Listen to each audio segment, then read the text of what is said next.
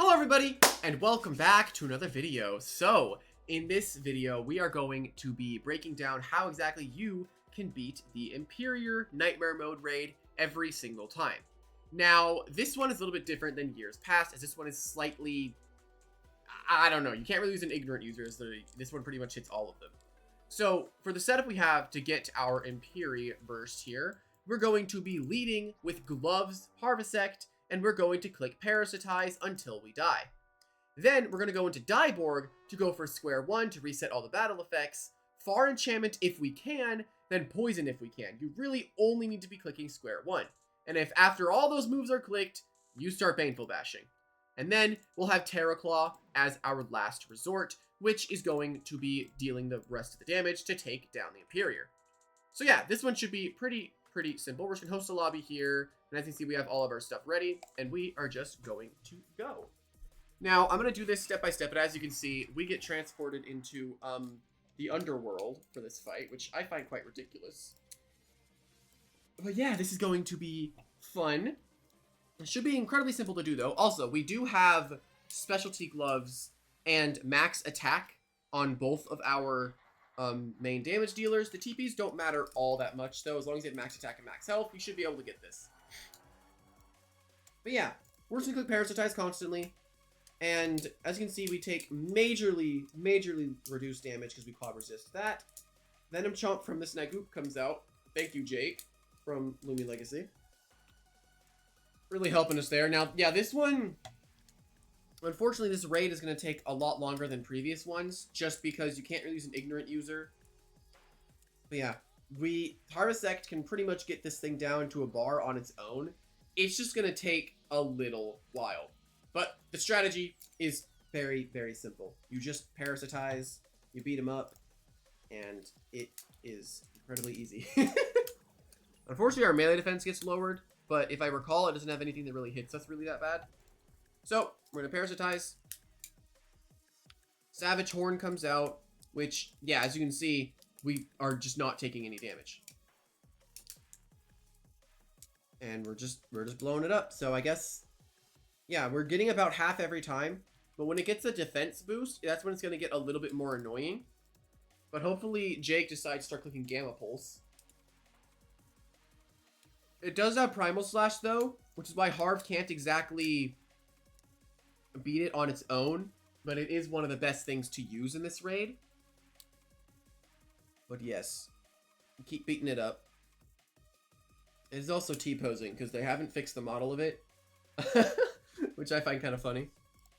Yeah, we keep parasitizing. Our Iguana is going to survive that hit, actually. We get critically struck, but it doesn't matter. I believe this thing has Shadow Pulse, Primal Slash, Savage Horn, and is it Vital Surge? I'm not entirely sure. But as you can see, we're at literally full health. This raid is just going to take a lot longer than the past raids. Because there's no real way to, like, blow up blast it, you know? I guess you could technically go with a Brawn Boost Harv instead of a Gloves Harv. And then you Brawn Boost turn 1, blow it up, get your stats reset, then Brawn Boost again. Which, that could work too. Or you can just wail on it. Because honestly, wailing on it works too. We're just going to keep wailing on it. It doesn't really matter.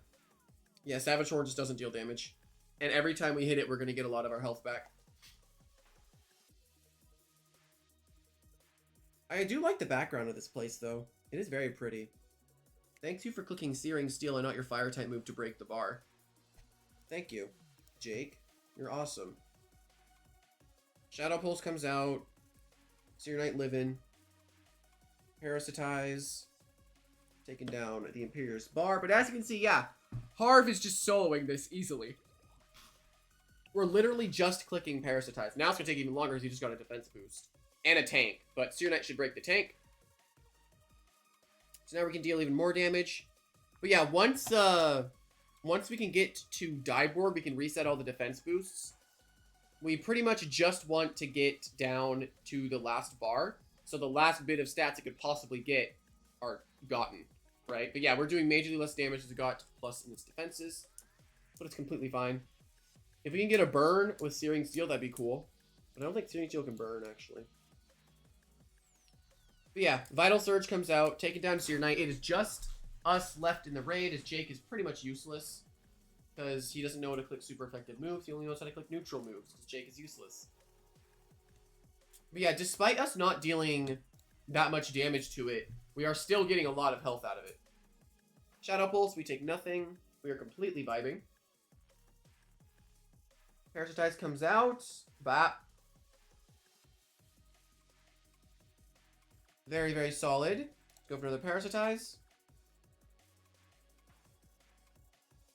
And this should take it down to its last bar. So Harvest Sect did its job perfectly. Absolutely perfectly. It got it down to its last bar. So when we go into Dieborg, we just get to click square one, which resets all the stat boosts. Unless Harv just literally solos this thing entirely, which would be quite comical. That'd be something known as comedy. But yeah, I guess I can let you know now, if you don't want to use specialty gloves or don't have them, you can just substitute it for a bulk up or brawn boost on Harv. But yeah, it just got like a bunch of defense boosts, so we're like not going to deal damage to this thing in the slightest here. But yeah, notice how it's starting to deal even more damage despite us quad resisting the move. But Harv is just really strong. It is just very, very, very strong. You keep parasitizing it. It just won't Primal Slash me for some reason. But yeah, Harv just hard walls this, really. You just gotta keep clicking para. I really don't know why it keeps Shadow Pulsing. It really could kill me here by just going for Primal Slash, then we could end this faster. But I guess we're getting a God Run, right? I guess it's a God Run. There we go. Alright, Harv goes down at last. So now we go into our Dieborg, which this might live for a bit longer. Actually, mine's level 30. It doesn't really matter. All we're here to do is square one. It doesn't matter the level of the Dieborg. It's literally just here to square one and then Far Enchantment if it can. Like, if it can. It doesn't matter if the Dieborg dies or not. It's just here to square one. So then when we go into our Terra Claw, we can Parasitize. And it ends it. Because Terra Claw hits really, really hard. It also has Slick Shell, so it doesn't die in one hit to the Vital Surge. And by the time Terra Claw is out, you should pretty much be down to one singular bar. But yeah, after that, we get your rewards. We get cake points, a candy disc, a spooky disc, all in Jest background, the Imperior saddle. And yeah, with that, that is pretty much how you beat it. Let's go show off the saddle real quick, just because it probably looks cool. Probably works, right? Yeah, as you can see, you can menacingly T-pose on people. But yeah, hopefully that you all enjoyed, and hopefully this guide is really easy because, again, it's really just you use Harv, use Parasitize. Here are the TPs. They're very, very simple. Dieborg really doesn't matter. You're here to just click square one, and that's it. And then Terra Claw is 200. It's incredibly simple. It's just easy, right? But yeah, with all that being said, hope you all enjoyed, and I'll see everyone in the next one. Bye-bye!